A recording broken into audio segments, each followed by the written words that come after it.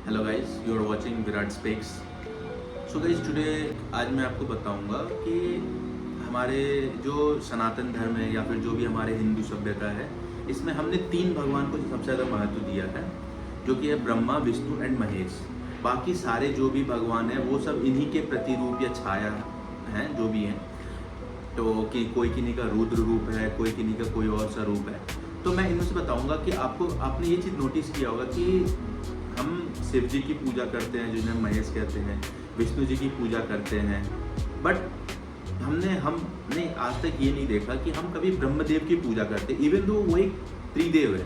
Like जो देवों के देव हैं वो त्रिदेव में से एक कहा जाता है उन्हें। तो ये कहानी कुछ ऐसी है कि एक बारी, अब मैं आपको बताऊंगा कि ये कहानी ये क्यों इन्हें मतलब ब्रह्मदेव को पूजा नहीं किया जाता है, ब्रह्मदेव की पूजा नहीं की जाती है। तो कहानी कुछ ऐसी है कि एक बारी ब्रह्मदेव और विष्णु दोनों को ये घमंड आ गया कि मैं सर्वश्रेष्ठ हूँ, like I am the supreme. Brahmadev is saying that I am the supreme, but Vishnu they also claiming that no he is the supreme. So बात ऐसी हुई कि जब इन दोनों में काफ़ी देर तक अच्छी खासी आनाबानी हुई, तो फिर उनके सामने एक ध्वनि प्रकट हुई। उस ध्वनि में से आवाज़ आई कि आपको लगता है कि आप लोग सर्वश्रेष्ठ हो। तो फिर ब्रह्मदेव ने कहा कि हाँ, मुझे लगता है कि मैं सर्वश्रेष्ठ हूँ। विष्णु ने कहा कि हाँ, मुझे लगता है कि मैं सर्वश्रेष्ठ हूँ। तो फिर उस ध्वनि में से एक लकीर की तरह एक लंबी सी लाइन सी एक जो होती है वो जलती हुई एक लाइन सी प्रकट हुई, और उसमें से वहाँ से एक ध्वनि आई कि जो भी इसका अंत, आरंभ और अंत जो होता है छोड़, वो अगर खोज लेगा उसे माना जाएगा कि वो सर्वश्रेष्ठ है।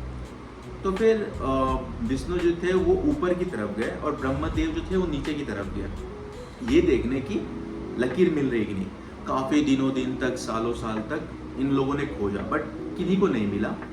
तो फिर दोनों एक ही जगह पे, वहीं स्टार्टिंग पॉइंट जहाँ से उन्होंने खोजना स्टार्ट किया था, वहाँ पर वो पहुँच गए। और फिर उसके बाद विष्णु जी ने अपनी हार मान ली। उन्होंने बोल दिया कि हाँ, मुझे नहीं मिला। तो ब्रह्मदेव ने सोचा कि जब विष्णु ने हार मान ही ली है तो मैं क्यों हार मानूं। तो उन्होंने बोल दिया कि हाँ, मुझे मिल गई है। उन्होंने बोला कि हाँ, मैंने इसका अंत खोज लिया है। तो फिर इसके बाद उस जो ध्वनि थी वो ध्वनि अचानक से एक रूप में प्रकट हुई, जो कि रूप महादेव का था। उस महादेव जो थे, महादेव के रूप में से एक और रूप आया जिसे हम काल भैरव कहते हैं। ठीक है। तो ब्रह्मदेव जो थे उनके 5 सर हुआ करते थे। ठीक है। तो 5 सर जो तो ये जो सर जो उनका दंभ से बढ़ गया था, जिसे हम अहंकार कहते हैं, तो काल भैरव ने वो सर जो है वो निकाल के जमीन पे फेंक दिया था। और फिर उन्हें ये मतलब ब्रह्मदेव को ये श्राप मिला था महादेव से कि उनकी कोई पूजा नहीं करेंगे। ठीक है। इसलिए ये अभी जो रीज़न है, हम ब्रह्मदेव की पूजा यही कारण से नहीं करते हैं। और रहा बात जो उनका वो सर जो था वो जो नीचे फेंका गया था, जैसे कि हम देखते हैं कि महादेव का पसीना कहीं गिर जाने से उनका कोई अंश आ जाता है। उनकी आंख एक बार पार्वती जी ने बंद कर दिया था तो अंध का सुर पैदा हो गया था। तो जो ब्रह्मदेव का सर था वो जो नीचे गिरा था, तो उससे एक असुर पैदा हुआ था जिसका नाम था दंभासुर। आप एक बार ये देखना, आपको मालूम चलेगा। उसका नाम था दंभासुर। उसके 2 बेटे थे, काफ़ी ज़्यादा ही वो लाइक इन्फ्लुएंस्ड असुर था। तो ये कहानी ये थी कि महेश ने फिर बताया ये बातें कि कोई भी यहाँ पे बड़ा छोटा नहीं है, ना विष्णु बड़े हैं ना महेश बड़े हैं। आज के डेट में मैं देखता हूँ कि सोशल मीडिया में सब कहते हैं, लाइक एक ट्रेंड सा चलता है कि नहीं विष्णु बड़े हैं, तो कोई कहते हैं कि नहीं महादेव बड़े हैं। ऐसा कुछ नहीं है। सब एक दूसरे के एक लाइक त्रिमूर्ति टाइप के हैं, एक दूसरे के मूर्त हैं। आप देखो, शिव जी जब ध्यान में रहते हैं तो शिव जी ध्यान में किनका नाम लेते हैं? वो राम राम नाम नाम नाम लेते हैं।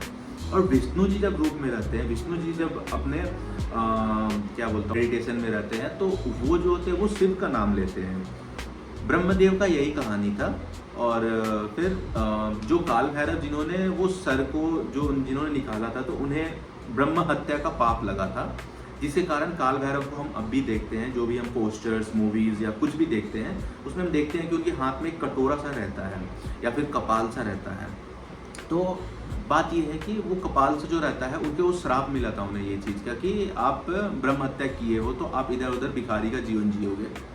तो वो जो काल भैरव थे वो इधर उधर घूमते घूमते लास्ट में पहुँचे थे अपने काशी विश्वनाथ मंदिर में, जो कि बनारस में। वहाँ पे जाके उनको इस श्राप से मुक्ति मिली थी। तो ये कहानी कुछ इस तरह से है कि दम्भ कभी नहीं करना चाहिए। लाइक घमंड अपने अंदर कभी नहीं लाए। कोई किसी से बड़ा नहीं है। अगर मैं अभी कह रहा हूँ कि मैं सबसे बड़ा हूँ तो मेरे से बड़ा कोई होगा। कभी कोई भी चीज़ स्टेबल नहीं होती है। आज आप बड़े हो तो कभी ना कभी आप छोटे होगे, आपसे बड़ा भी कोई आएगा।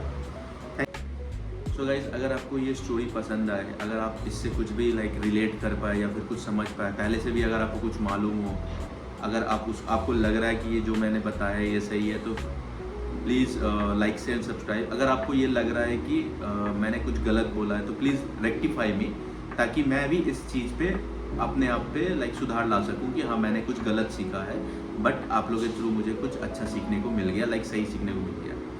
That's all for today. Thank